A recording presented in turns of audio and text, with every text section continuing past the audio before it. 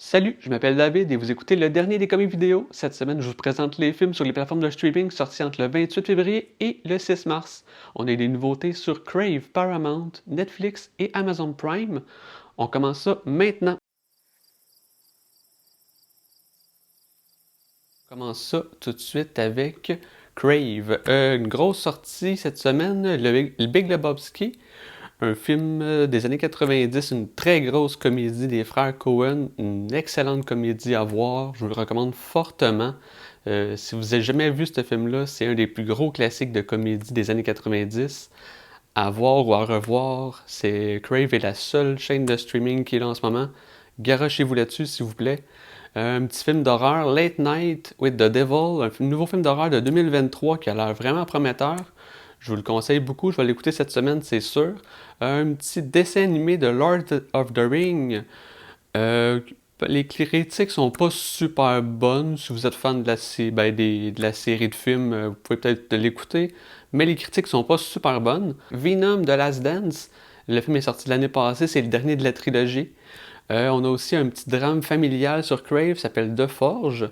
Et deux petits films d'action, Gunner et Perfect Storm, La Tempête, qui était sorti dans les années 90 aussi. On continue avec Paramount.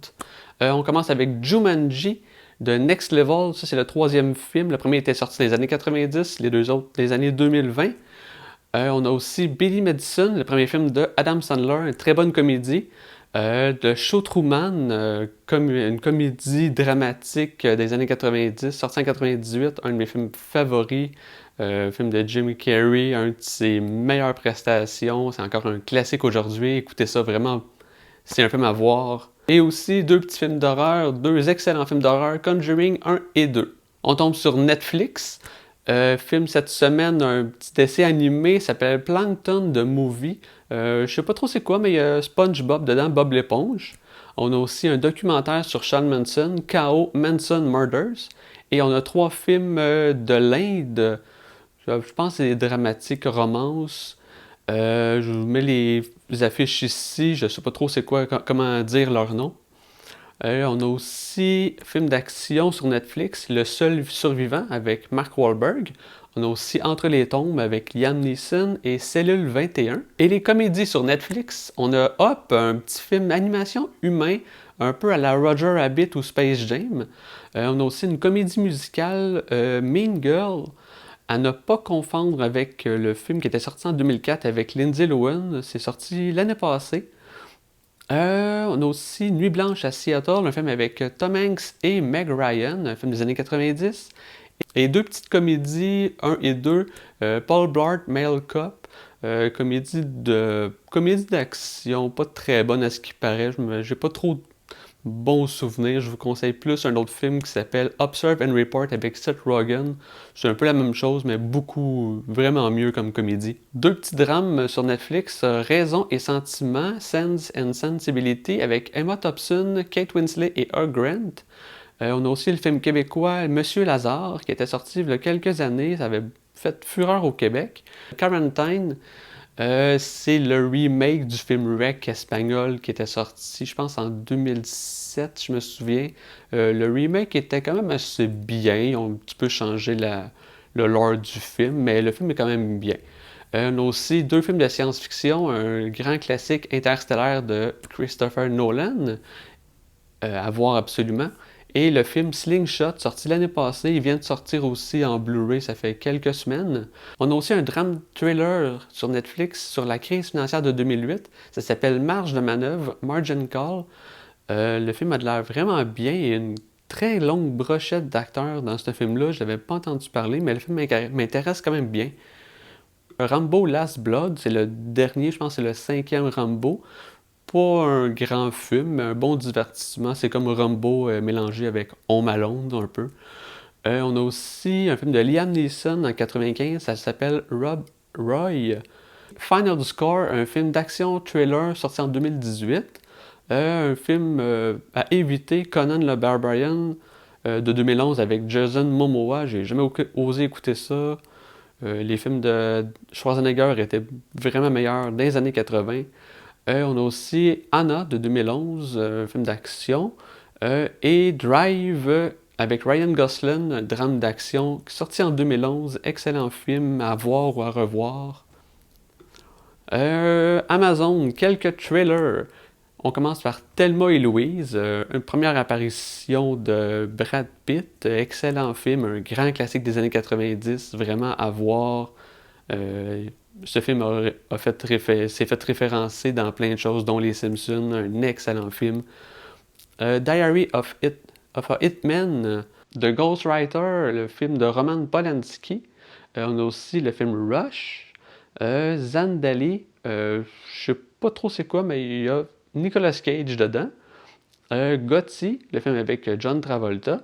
On a aussi Under Suspicion avec Morgan Freeman et Gene Hackman. Un petit western contemporain, Hell of High Water, qui a l'air vraiment bien. Un western qui se déroule plus dans notre époque. Et un autre petit trailer, Office Down. Quelques drames sur Amazon. On a un film, ça s'appelle 1985. Il a été fait en 2018. Le film a de l'air vraiment bon, particulièrement parce qu'il y a l'acteur qui s'appelle Corey Michael Smith qui joue dedans. C'est lui qui jouait dans Saturday Night, qui faisait Chevy Chase. C'est un des acteurs de ce film-là que je veux suivre. Fait que je vais vraiment écouter ce film-là bientôt. Stanley and Iris, un film, un petit drame avec Robert De Niro et Jane Fonda. On a aussi Rain Man avec Tom Cruise et Dustin Hoffman, un grand classique des années 90 pour la performance de Dustin Hoffman dedans. Et un petit documentaire de Michael Moore, Bowling for Columbine, un grand classique de ces documentaires. On a aussi quelques comédies de Favor avec Brad Pitt. J'ai jamais entendu parler de ce film-là. C'est une des premières apparitions de Brad Pitt aussi. On a aussi une comédie Un look d'enfer avec Steve Guttenberg. Don't Tell Her It's Me. Je sais pas c'est quoi, j'ai jamais entendu parler, mais l'acteur, je l'aimais bien dans les Police Academy. J'ai aucune idée si le film est bon, mais une bonne petite comédie avec lui, ça devrait être bon. Digstown avec James Wood. 1981 de Ricardo Trogi, le premier film de la quadrilogie, pardon. On a aussi Zola, une comédie noire sortie en 2020, jamais entendu parler. L'extravagant voyage du jeune et prodigieux T.S. Pivet, un film de 2013, une comédie dramatique familiale. C'est sur l'histoire d'un petit garçon. C'est du réalisateur du Fabuleux Destin d'Amélie Poulain, sorti en 2001. Le film avait fait fureur dans ce temps-là. C'est un des, je pense, cinquième film du réalisateur, celui-là. Je me souviens de l'avoir vu, je pense, en 2013-2014. J'ai un vague souvenir que j'avais adoré ça. Faudrait que je le revoie, mais je sais que le film est très très beau visuellement. Vraiment un film à voir avec ses enfants. On a aussi Las Vegas, un film de 2013 avec Michael Douglas, Robert De Niro et Morgan Freeman. Une petite comédie d'action, je pense, un petit peu. On a aussi Dear Lyman Lima. On a aussi une comédie d'action avec Jackie Chan, The Spy Next Door. Et Trading Mom, une petite comédie familiale 94 avec Anna Kolomsky, celle qui jouait dans le film My Girl. Une actrice que j'avais beaucoup adorée dans ce temps-là, quand elle était jeune. Elle fait moins de films aujourd'hui, mais j'aimais beaucoup ses films. On tombe dans les films des années 80. On a Over the Top avec Stallone. On a aussi deux films avec Charles Bronson, Messenger of Dead et Assassination. On a aussi un autre film d'action avec Roger Moore, ça s'appelle The Naked Face. Un autre film science-fiction action, Rotor. On a aussi Malone avec Burt Reynolds. Un petit thriller avec Kurt Russell, The Mean Season. Et un drame science-fiction de 1900, ça s'appelle 1984. Aussi des années 80, Shanghai Surprise. On a aussi Drugstore Cowboy avec Matt Dillon. Criminal Law avec Gary Oldman et Kevin Bacon. Exterminator 2. Four for Love. Bestseller. And Are Bred Apart. Plein de films que je connais pas, mais qui ont l'air quand même assez intéressants. On tombe dans les films des années 70. Trois petits western spaghetti. On commence avec Billy Two Hats. On a aussi Adios Sabata. Ça, c'est deux westerns ancrés dans le western. Et j'ai aussi une petite comédie western, Man of the East, avec Terence Hill. J'ai jamais vu les trois, mais celui qui m'intéresserait le plus, c'est Adios Sabata, qui a l'air le meilleur des trois. Si vous voulez une petite western spaghetti sur Amazon. On a aussi une comédie dramatique, ça s'appelle Coley Eye, un drame criminel, Prison Girls.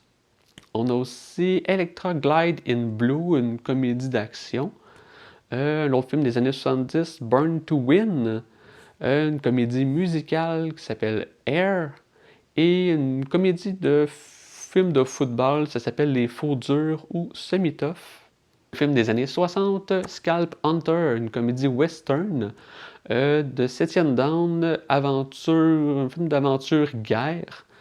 Deux films de Billy Wilder, un réalisateur que j'ai commencé à connaître dernièrement. Deux films qu'il va falloir que j'écoute très bientôt, The Fortune Cookie et Kiss Me Stupid, un réalisateur très renommé dans les années 50 et 60. Faut vraiment que j'écoute plus de films de lui. Ça a l'air vraiment intéressant, sa filmographie. Et pour finir, j'ai deux films noirs. Un film noir s'appelle I Want to Live, Je veux vivre, et un drame criminel, Le coup de l'escalier, deux films des années 50. C'était les nouveautés de la semaine. J'espère que vous avez trouvé quelque chose à écouter. Merci de m'avoir écouté. Vous pouvez me suivre sur YouTube et Facebook. On se retrouve la semaine prochaine pour d'autres sorties. Je vous souhaite une bonne semaine de cinéma.